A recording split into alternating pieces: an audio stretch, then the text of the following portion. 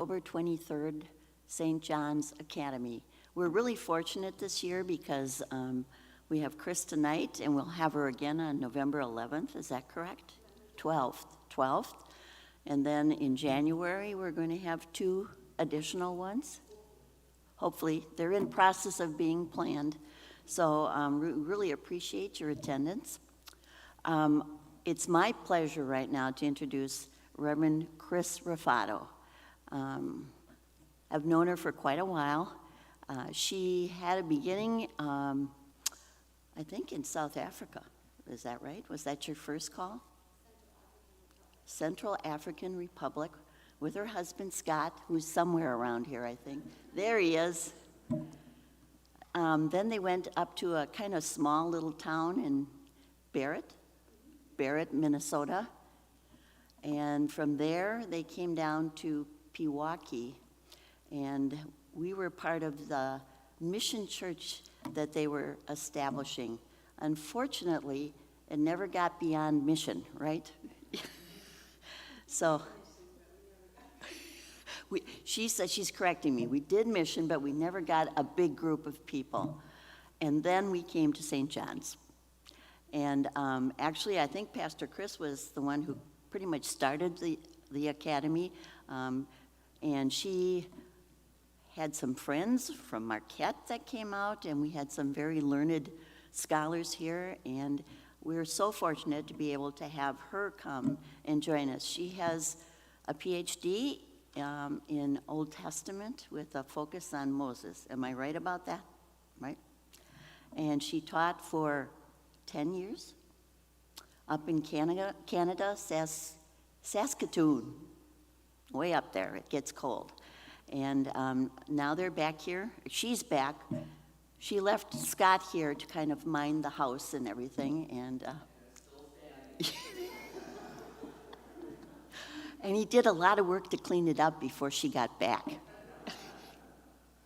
Anyways, without further ado, I'd like to introduce Reverend Kristine Ruffatto, and she's going to be talking to us about the Jewish context of the New Testament.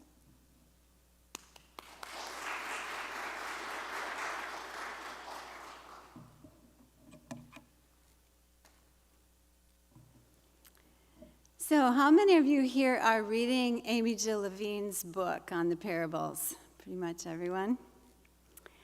Now that thrills me to no end, although I imagine some of you are finding it challenging. I hope that after tonight you will appreciate that book more. Now, it's probably an eye-opening experience for you. Let me just say that biblical texts are incredibly rich and complicated. And there are layers of meaning, layers of tradition in the text. And one of the important tasks of biblical interpretation is to try and determine, as best we are able, the historical setting of the text, how the text might have been interpreted by the people who first heard it, the original audience. What did Jesus actually say? How was it understood by the people who first heard it? How did the gospel writers shape Jesus' story? And what did they say to make a particular theological point? How did they shape it for their own agenda? What do we need to know about the historical situation, about the time of Jesus, about the time of the New Testament authors themselves? Now, let me just say that in looking at the story of Jesus and the early church and the New Testament, there has been a kind of Christian hegemony over the interpretation of these texts. And this has been regrettable because Christians over the centuries have interpreted the New Testament with little to no understanding of first century Judaism. No knowledge of or appreciation of the Jewish background of these texts. But the church rose out of Palestinian Judaism. Not understanding the Jewish context of the New Testament has resulted in unfortunate, misguided interpretations of these texts, and it has resulted in inaccurate and even dangerous stereotypes about Jews and Jewish beliefs and practices. And this is what I'll talk largely about in my next lecture in November: how not to read New Testament texts about Jews. There has been, and largely still is, unfortunately, a tendency to deny or at least downplay the Jewishness of Jesus and his early followers and Paul. The church has looked at the New Testament through Western, Christian, and often anti-Jewish lenses.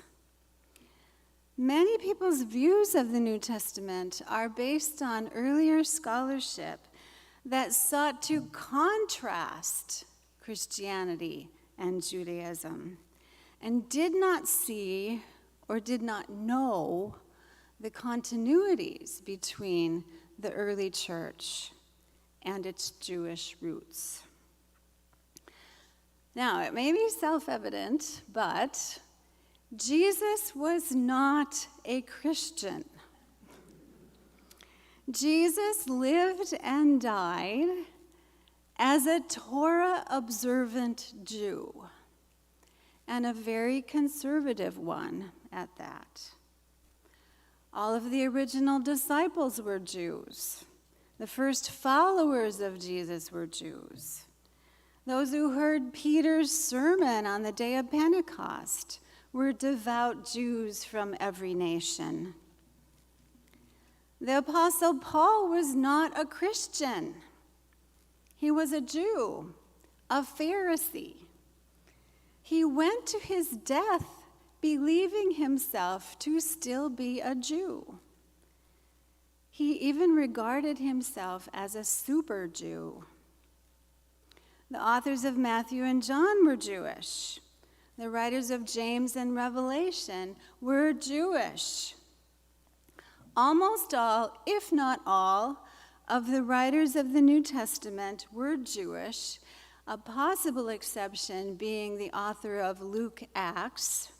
Luke was likely a Gentile, but some think that he was a Hellenistic Jew. We cannot understand the early church and its foundational texts without appreciating their Jewishness, their Jewish context. Christianity as an identifiable religion does not exist in the New Testament. The earliest followers of Jesus were Jews, and they continued to understand themselves to be Jews or Israelites. The Jewish movement saw itself as an extension of the religion of Israel, or a renewal of Judaism. What the early followers of Jesus saw in his life, death, and resurrection was not the beginning of a new religion, but rather a new development of Jewish religion. Outsiders saw the early church as just another Jewish sect. In the New Testament, there is really no sense of Christianity versus Judaism. In fact, the term Christian only shows up 3 times in the New Testament, and it is never used by the believers themselves. It is used by others derogatorily of Jews. It's what non-Jews called the believers. The church doesn't actually call itself Christian until the 2nd century. The earliest church was, in fact, a movement within Judaism. Jesus and Paul were not against Judaism. They weren't trying to supplant or replace Judaism. They were rather presenting a vision of a renewed and inclusive Judaism. They preached that God's promises to Israel were now coming true, that the times are fulfilled in Jesus, that the reign of God has indeed come near. The New Testament is a collection of texts that were written from like the mid-50s to up to 100 AD. They were written by Jews who came to follow Jesus and believe him to be the Jewish Messiah. We see in the diverse texts of the New Testament that the church still situates itself within Judaism. Although after the resurrection, as the decades go by, the church begins to experience more and more alienation from other Jews, and some of the polemicizing against other Jews becomes more and more evident. What we see in the New Testament texts is actually an inter-Jewish conversation. For the early church, it was not, oh, now that we have Jesus, who needs Judaism? Jewish believers in Jesus were making a case for, they were proclaiming a new age, a new development within Judaism in light of Christ. And this was a development that the believers felt was in continuity with Judaism and the fulfillment of prophecy. In other words, the early church did not see their faith as un-Jewish, and certainly not anti-Jewish. It was not in their minds a scandalous departure from Judaism. It was, in fact, very Jewish, consistent with the prophetic expectations, and we now know, actually in harmony with the beliefs and practices of other forms of Judaism at the time. So really we can say that the New Testament writings are expressions of Judaism. It's only later, after the New Testament period, even centuries later in some places, that Christianity definitively separates from Judaism. So the church grew out of the matrix of Judaism, and it's thus essential for those who study the New Testament and Christian origins to be informed about the world of first century Jews, the world out of which Christianity was born. And one thing that is now clear is that at the time of Jesus, there was tremendous diversity among Jews. There was not one homogeneous Judaism.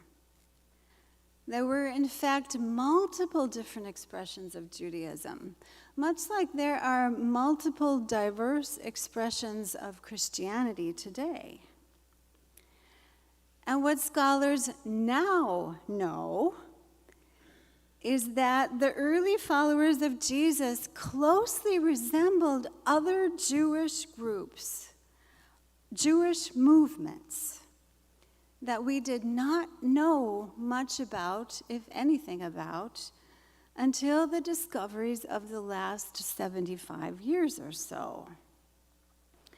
Now that so many texts of other Jewish groups have been discovered and translated, such as the Dead Sea Scrolls, apocryphal literature, esoteric apocalyptic literature, testamentary literature, rewritings of the Bible, not until these texts were discovered in the last 75 years did we know that Judaism in the first century was really incredibly diverse. So what's the big deal? What does it matter? It's an incredibly big deal, and I'll tell you why. The discovery of all of these diverse and often competing texts of Jewish groups at the time of Jesus has required scholars to seriously rethink the New Testament and the study of Christian origins. So I can't emphasize enough what a sea change has happened in biblical studies these past decades. It's actually, I think you can say, a revolution. Because for the longest time, Judaism was understood to be one strand of Judaism, basically Pharisaism. Rabbinic Judaism grew out of Pharisaism. And this was the kind of Judaism that emphasized the Torah and the oral law and was eventually codified in the Mishnah and the Talmud.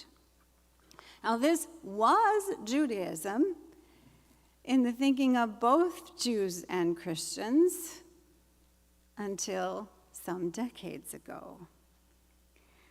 However, this paradigm has collapsed. The many, many writings that have been discovered give evidence of other forms of Judaism that were not what came to be the dominant strand of Judaism, which is Rabbinic Judaism. The New Testament writers knew these traditions, we now know, these other traditions. There is evidence that the New Testament writers were in fact in conversation with some of these traditions. Either those texts are alluded to, sometimes they're even cited. So it is now clear that the early followers of Jesus, in fact, had a lot in common with some of these other forms of Judaism. For example, significant portions of the New Testament reflect the Jewish beliefs and practices of the Qumran community. This is the community that's behind the Dead Sea Scrolls that were discovered in 1946 and later. The New Testament also resembles the thinking of other apocalyptic or eschatological groups. Eschatological means, thinking in the last days, thinking about the last days. There were Jewish groups at the time that also believed that they were living in the last days, that divine deliverance was going to come to free them from the present evil age. There are other aspects of the New Testament that have a lot of commonality with ascetical-minded traditions in Judaism of the day, or philosophical and wisdom traditions, such as those of Philo of Alexandria. Now, reading the text then of these other Jewish groups show that at the time of Jesus and the New Testament, there was not just one Jewish view, as in the Jews in Jesus' day thought this and they did that, which is something, by the way, that I hear way too often in sermons. There were, in fact, a lot of diverse Jewish views about Moses, about the law, about the Messiah, about divine revelation, about the place of Gentiles, or the lack of a place for Gentiles, about empire. The Judaism of the first century was, in fact, wondrously fluid and diverse.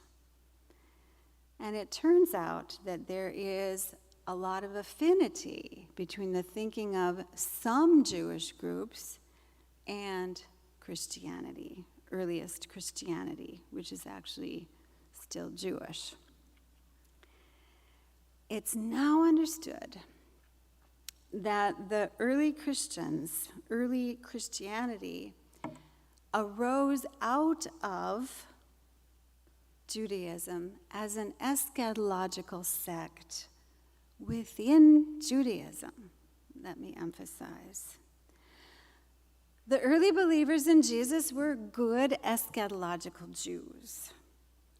What they believed about Jesus as God's agent, God's Messiah, forgiving sin, and ushering in a new age is consistent with the thinking of some other Jewish groups. So in the past, it was always thought that Jesus and Paul and the New Testament are trying to replace Judaism. And now we know that this was in fact not the case. What they are believing and doing and proclaiming is, it turns out, very Jewish. So this expanded understanding of the historical context of the New Testament has meant that the study of the New Testament is now immensely more thrilling and complicated, because all of these diverse Jewish traditions, Jewish expressions in the first century coexisted, sometimes peacefully and sometimes in tension. And surprisingly, we see the whole range of them in the New Testament. Now, it used to be that New Testament scholars didn't know about or really care about these texts, the texts of these other Jewish groups, like I mentioned, Dead Sea Scrolls, pseudepigrapha, etc., apocalyptic literature. But now you cannot really be a serious scholar of the New Testament, or at least a competent scholar of the New Testament, without knowledge of these texts and traditions. Now, it used to be that in theological schools there was an Old Testament department and a New Testament department, and never the twain shall meet.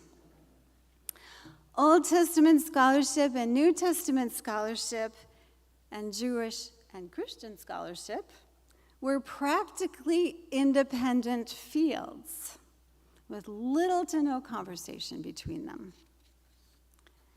Well, that has changed dramatically, although many serious Bible lovers have not caught up with this.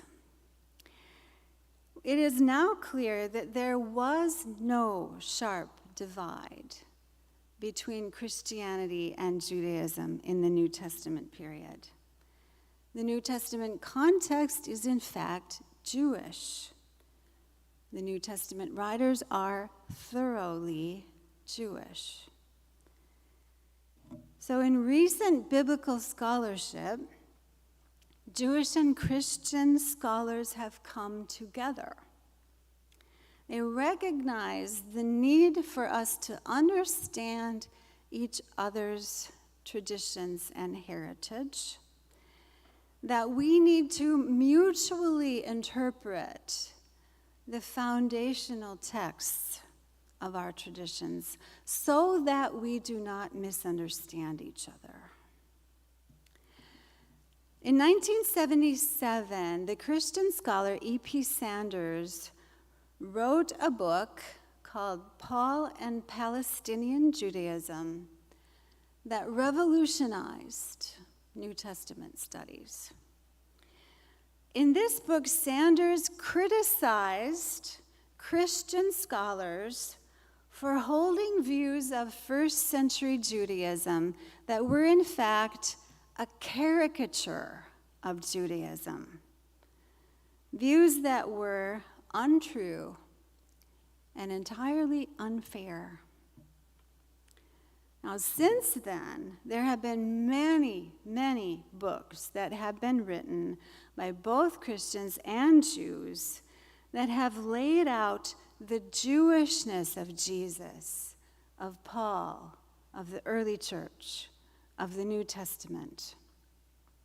Books with titles like this: Jesus in his Jewish context, Jesus a Jewish Galilean, The Misunderstood Jew, The Church and the Scandal of the Jewish Jesus, When Christians Were Jews, Paul Was Not a Christian, The Original Message of the Misunderstood Apostle, Ancient Judaism and Christian Origins, The Jewish Apocalyptic Heritage in Early Christianity, and so on and so on.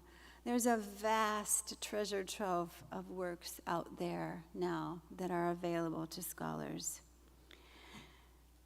And I would like to claim that it is tremendously important that Christians and Jews study the New Testament and Christian origins together.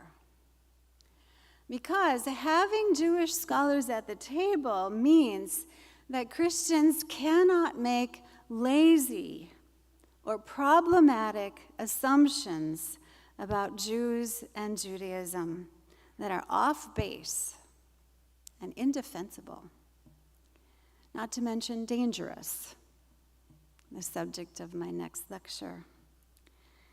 Jewish scholars offer us crucial perspectives on the first century Jewish context, perspectives that were missed or willfully ignored. On the other hand, it's good for Jews to study the New Testament because, as Amy Jo Levine writes in another book, the New Testament is an expression of Judaism, and the world of first century Judaism is something that Jews also need to be familiar with. So, this is not to say that Jewish and Christian scholars always agree on the interpretation of the New Testament. Of course they don't. But it is very important to have each other's voices at the table. And I don't know if you're familiar with this particular resource. It is the Jewish Annotated New Testament. It is a commentary on the New Testament by Jewish scholars. I have the second edition here, but it's a very important work. And in the preface of the Jewish Annotated New Testament, Amy Jo Levine, who's one of the editors, and Mark Zavi Bretler, who's the other editor, write this: "We believe that it is important for both Jews and non-Jews to understand how close, in many aspects, significant parts of the New Testament are to Jewish practices and beliefs, reflected in the work of the Dead Sea Scrolls, Philo and Josephus, the Pseudepigrapha, deuterocanonical literature, the Targumim, which are Aramaic translations of the Bible, and slightly later rabbinic literature, and that the New Testament has in many passages Jewish origins. Because, they say, at the time the authors of the New Testament were writing, the parting of the ways had not yet occurred. So let me say more about the parting of the ways. Now, it is unfortunate that there came to be a partition between the Old Testament as Jewish and the New Testament as Christian, because this distinction is misleading. It implies that there was a firm break between the two, and that it happened very early, and that there was not much continuity. But actually, the separation between the church and Judaism was a slow development.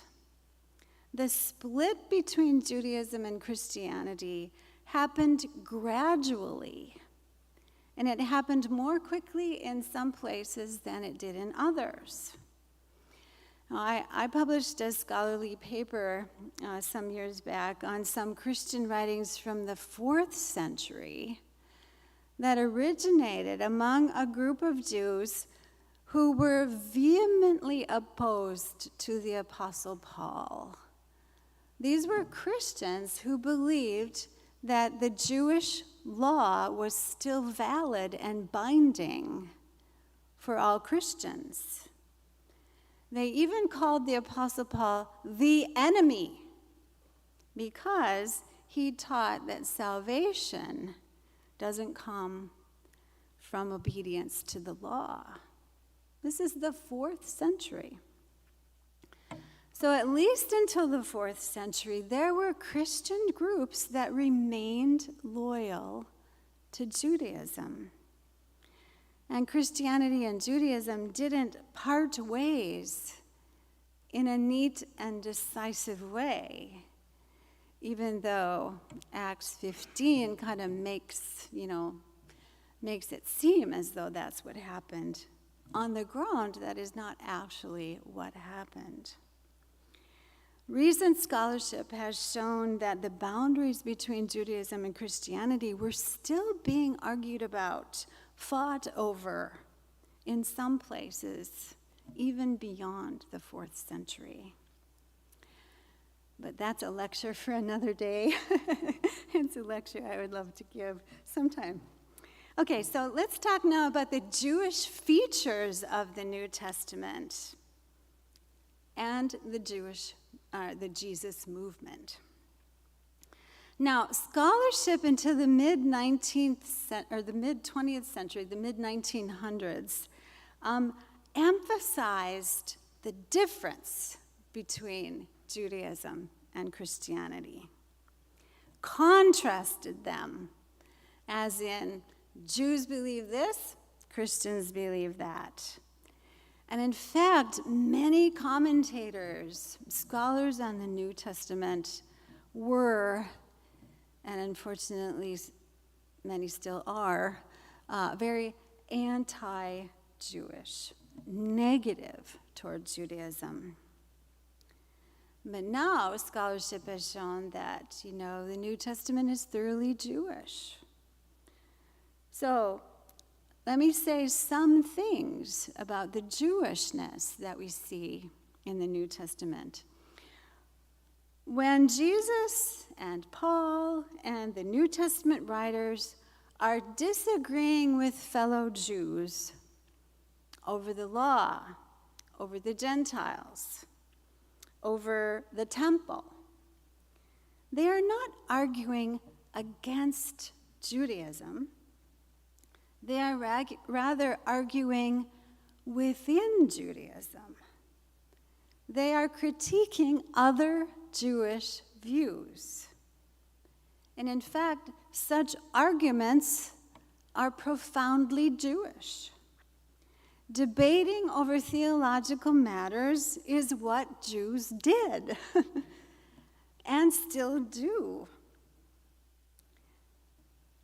These kinds of charged debates are things that happened regularly at the turn of the era. And surprisingly enough, different Jews, different groups of Jews, had different opinions on things. Imagine that. So, debating whether or not God was going to destroy the empire by sending a Jewish military or by sending a Jewish martyr or a sacrifice, debating such stuff was Jewish.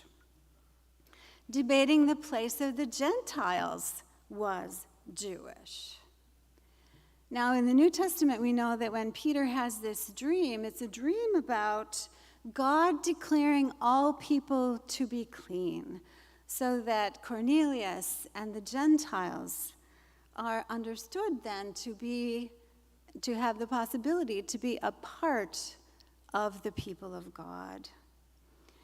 The Apostle Paul, as you know, is proclaiming a Judaism in which both Jews and Gentiles are together in Christ. Turn my page. There were varieties of Jewish opinions about the place of Gentiles. Now, there are a lot of texts in the Hebrew Bible and other Jewish literature, the kind of literature that I was talking about earlier, that looked to a day when Gentiles would be accepted by God. They would be considered God's chosen people and receive divine favor in the last days. There were other Hebrew texts in the Hebrew Bible that were vehemently opposed to Gentiles. No way, never. Gentiles were seen as a threat, a contamination, a stain. So these kinds of discussions were happening in the day. Discussion about the place of the law or the Torah is Jewish. Interpretation of the Torah was a constant subject of Jewish debate. Opinions varied over how certain laws were supposed to be obeyed. For example, what exactly can you do on the Sabbath? Jews debated the law all the time. The Pharisees, for example, thought that you had to observe the minutiae of the law. The Sadducees, though, thought, only those laws that are in the Pentateuch are valid. In the New Testament, there are intense debates about the law, whether the law of Moses should be upheld or rejected. Now, Rabbi Jesus doesn't set aside the Torah, right? Think about the antithesis in his Sermon on the Mount. You have heard that it was said, but I say to you, Jesus is in fact making the law of Moses even more stringent. And Jesus says, "Blessed are you who hear the word of God and do it." Now, the book of James sounds very similar to the teachings of Jesus. It's a very Jewish book. James says you can't separate faith and obedience. But as you all know, the Apostle Paul had a very different view. So at the time, during the couple centuries before Jesus and then shortly after the turn of the century into the Common Era, critical discussions were happening all over the place in Judaism, especially during these times of persecution. How does one live as a Jew when there is increasing Hellenization, Greek influence? How does one exist as a righteous Jew in the Roman Empire, or especially after the destruction of the temple in 70 AD? So on the one hand, you had books like Daniel and the books of Maccabees, where you see Jews who are willing to go to the point of horrific martyr deaths for the sake of obedience to the Torah. On the other hand, you have some Jews who think that, it's okay to keep our heads down, to assimilate a bit. Jews who then wanted to participate in the Greek gymnasia, for example, wrestle naked and things like that. Rabbi Hillel was lenient about the law, very tolerant. Rabbi Shammai, not so much. So in the New Testament, we see these hotly charged debates about the place of the law, and discussions about circumcision, discussion about whether you can eat food sacrificed to idols. So what I'm trying to say is that when Jesus and Paul in the New Testament are debating these issues of the law, they are not anti-Judaism. They are rather being very Jewish. Now, the place of the temple. Many Jews believed that right worship in the temple, with sacrifices and so on, was the way to the righteous life. It was the way one received forgiveness and salvation. But in the New Testament, we see a devaluing of the temple. After all, one of the reasons that Jesus is condemned to death is precisely because he critiqued the temple. In the book of Hebrews, the temple isn't a building, it's not a structure, but it's rather God's eschatological presence among God's people in the last days. In quite a few New Testament texts, the church is depicted as the true temple. So there's a generally negative view of the temple in the New Testament. But this also is not anti-Judaism, because at this period, there were also other groups who critiqued the temple.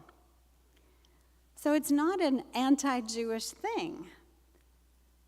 For example, the group that went to Qumran, the Dead Sea Scrolls community, believed that what was happening in the Jewish temple in Jerusalem was horrific and corrupt.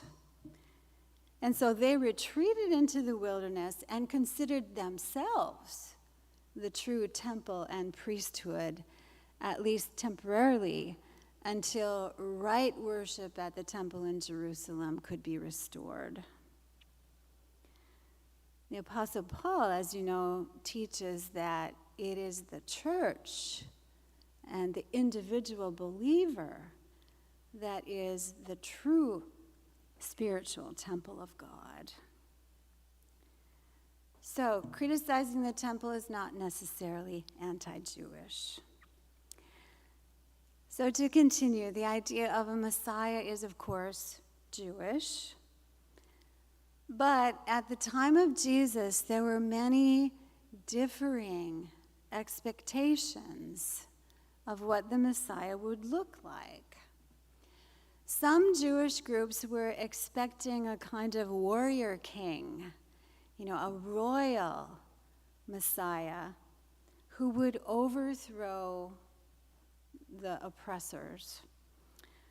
Others were expecting a kind of cosmic judge, and the Son of Man language in the New Testament has origins in this idea. Others were expecting a priestly ruler. Most Jews, but not all, expected the Messiah to be some kind of powerful redeemer figure. The community at Qumran, in fact, expected two messiahs, one royal one and one priestly one. Now, the church claimed that the one Messiah, the final, definitive agent of God's salvation, had come in Jesus. So in proclaiming this, in believing this, the church distinguished itself from other groups of Jews who were, if they were not apocalyptic Jews or eschatological Jews, certainly found the notion of Jesus as a suffering, dying Savior to be not acceptable. They did not agree with that and found those claims to be something they could not take. However, it's interesting that in the New Testament we find deliberate presentations of Jesus as from the line of David.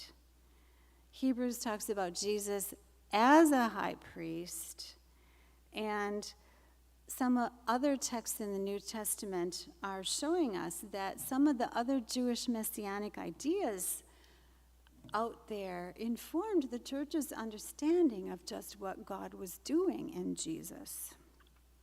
And then very briefly, as I wrap up here, there are many New Testament texts. For example, the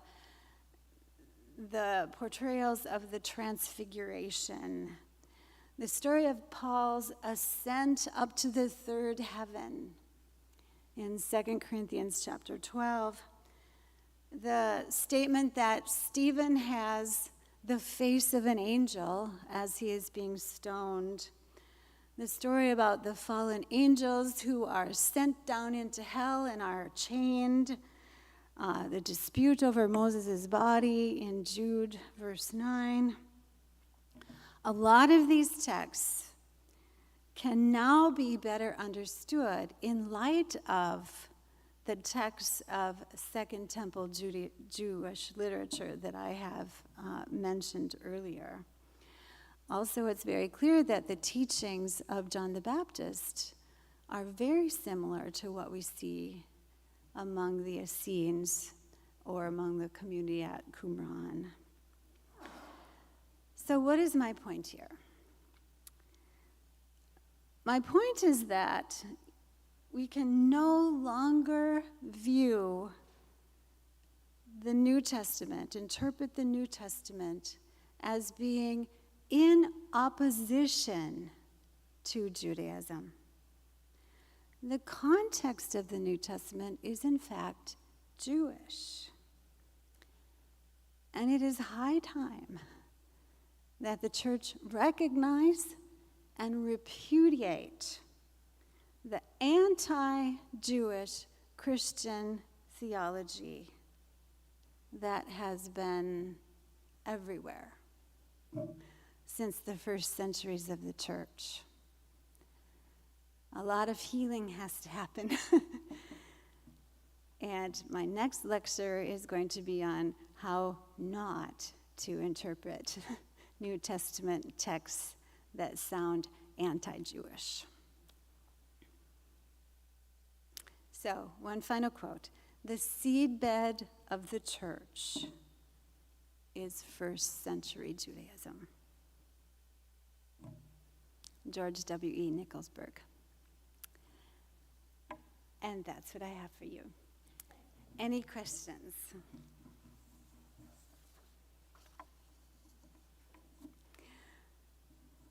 So this is why you're reading Amy Jill Levine. And it's okay if you don't agree with her.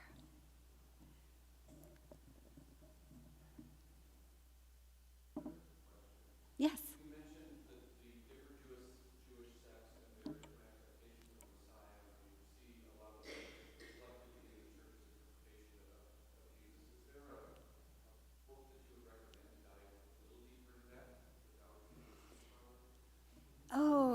gosh, yes, there's I don't remember the name of it. It's something like the Messiahs of Judaism or Jewish Messianism.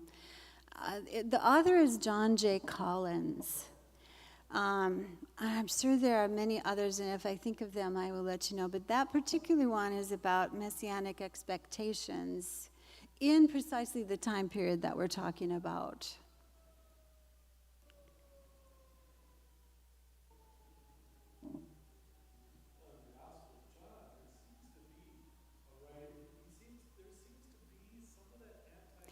Ooh, yes.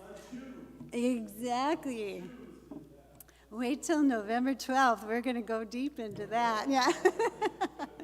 Yes, yes. How do we interpret that? What do we do with that? Yes, Charlie.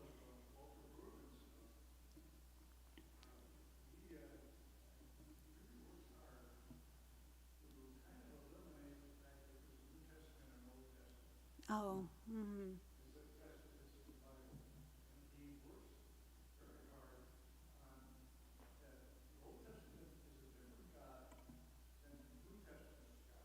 Mm-hmm.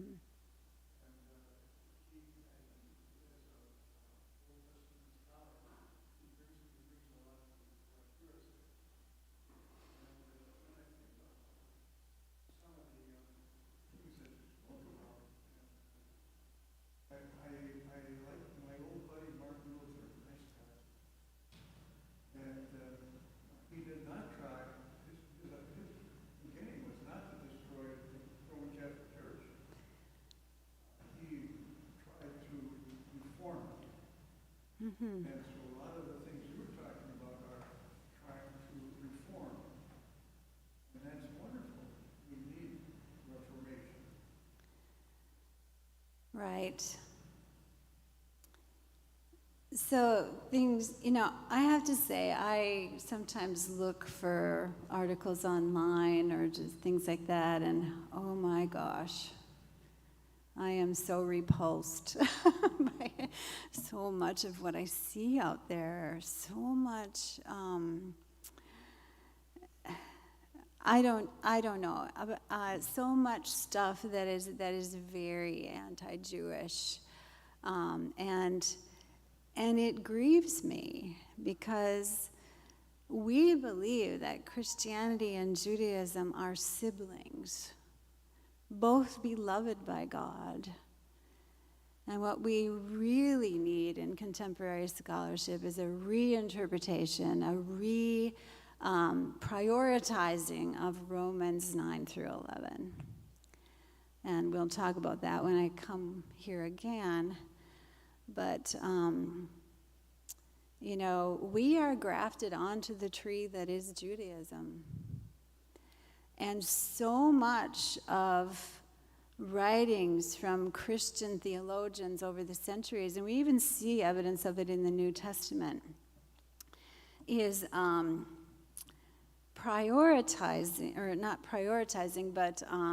is in a polemical kind of an argument or an apologetic kind of an argument that is unnecessary.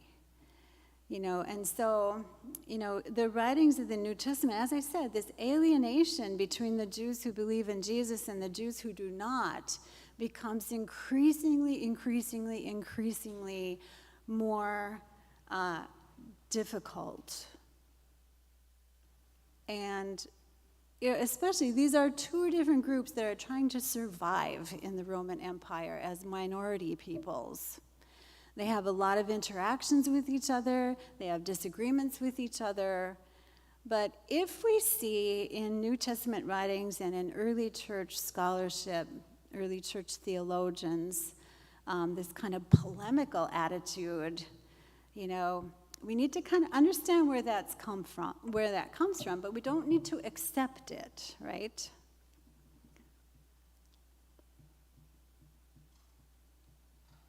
So what we are watching is probably horror is what's going on in the Middle East right now, and it's like the result of all of this unrest and all of this, which would That's very hard, yeah. Right.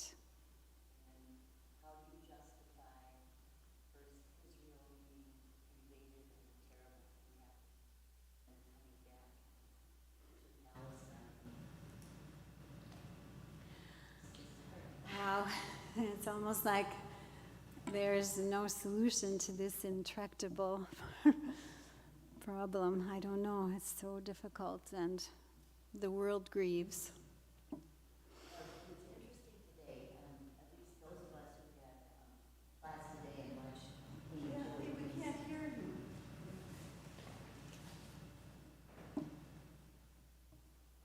It was very interesting today for those of us who saw the video of Amy Jill. Closer to the microphone, please. Come on, you guys. And an interesting part of what she said is we have to use our imagination as we try to think about and interpret these parables. And what she said is there are things that are so difficult, but we have to imagine. And if we imagine, something good may come of it. So to me, what I thought of was something like the Berlin Wall, who nobody ever thought would come down. But somehow someone imagined it. And so we need to imagine what can we do ourselves to help further the kingdom.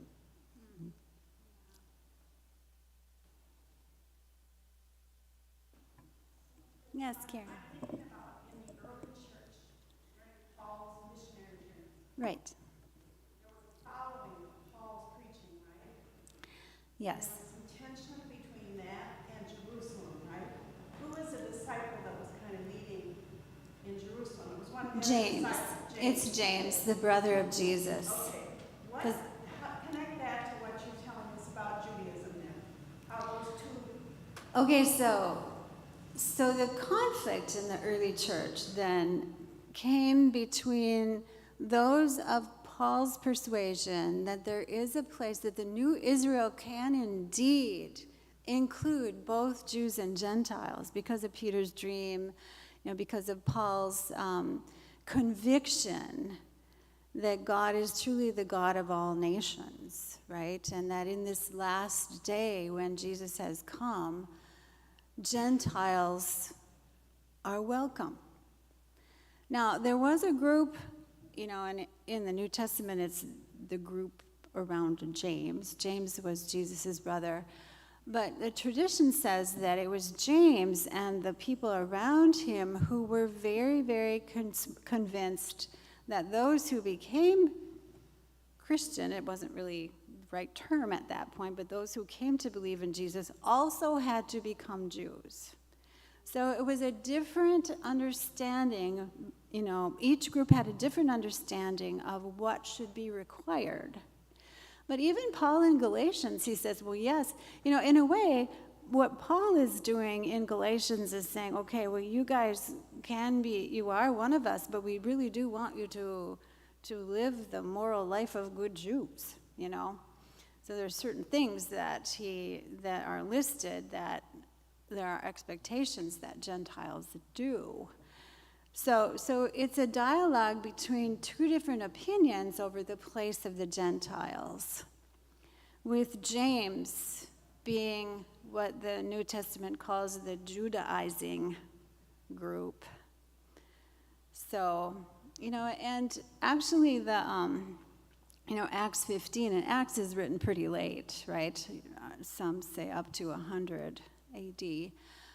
What Acts is trying to say, it sanitizes the whole thing by saying, Peter had this dream, and, Paul, they all go to Jerusalem, and they have this conference, and it's the ones who believe that the Gentiles should be accepted who win over those who do not agree.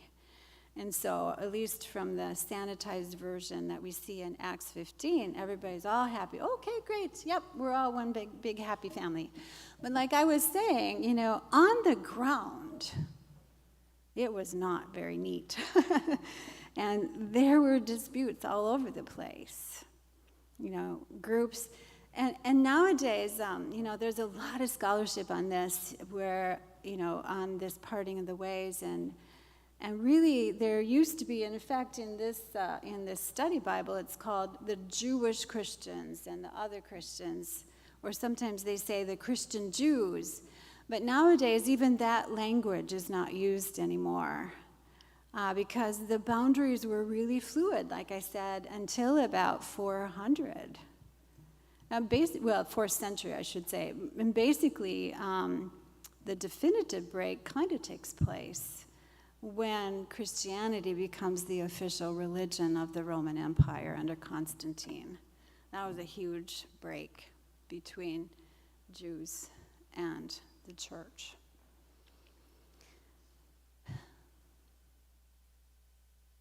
Yes? Leaping ahead until today, you have presented this from a Lutheran Christian scholar point of view. Are there Jewish scholars that look at this and have a similar view of continuity with differences rather than a schism? And actually, let me say that this is my area of research, right? Second Temple Judaism. Virtually 100% of the scholarship that I know and use is Jewish. So, people like George Nicholsburg, some other Christian scholars, but almost all of the scholarship that I've been talking about comes from Jews and Christians, and I have used all of that scholarship in the writing of this talk. When you look at this Jewish annotated New Testament, if you see the list of the people that have contributed, these are the who's who of scholarship in Second Temple Judaism. And I have been studying them since I began my PhD program. So, How vocal and well known are they in the Jewish community at large? extraordinarily. Yes. And like I'm saying now, in Christian theological schools too. Like, I went to Marquette, and that's where my PhD is from.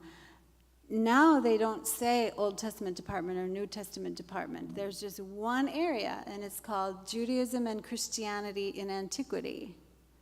And there is now a Jewish scholar that is on the faculty in that area. So, and virtually none of the scholarship that I used for today is Protestant Lutheran. It is all in the area of Second Temple scholarship. So,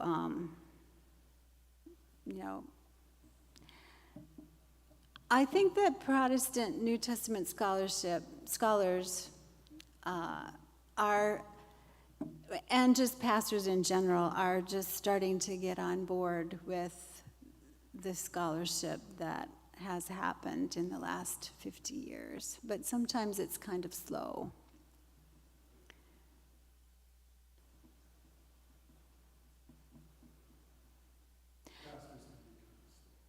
Well, the thing is, it's really hard to keep up on all of this. And one of the reasons why people don't know this other literature is because, first of all, those texts were written and preserved in languages like, the old Coptic that's called Ge'ez, or Georgian, or, the one that I wrote on is preserved in Latin.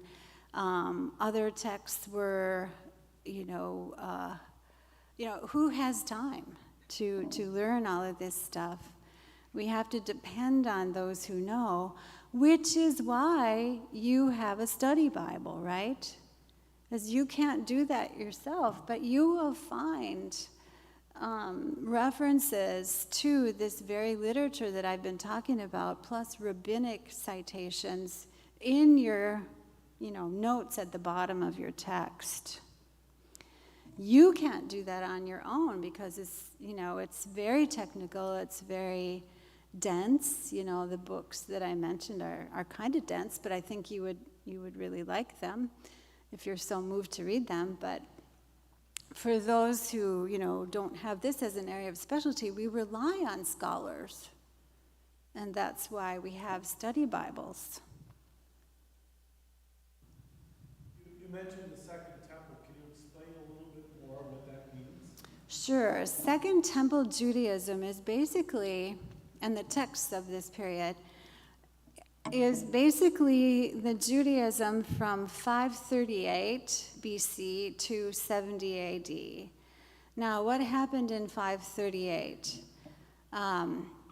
Remember, the Judeans are brought into exile, sent into exile in Babylon. But in 538, we have the Edict of Cyrus, which means that captive peoples that have been deported throughout Babylon can now, under Cyrus, the king of Persia, go home to their lands. And so in 538, many Jews, about 40,000, left Babylon and went back to Jerusalem, and this around Judea, and then eventually built a new temple, which was dedicated in 515. So Second Temple Judaism is the period of Judaism from their return to Jerusalem and Judea under King Cyrus of Persia until the destruction of the temple in 70 AD. So the literature that I've been talking about are texts that were basically originating from that time period. So that's why they're called Second Temple texts.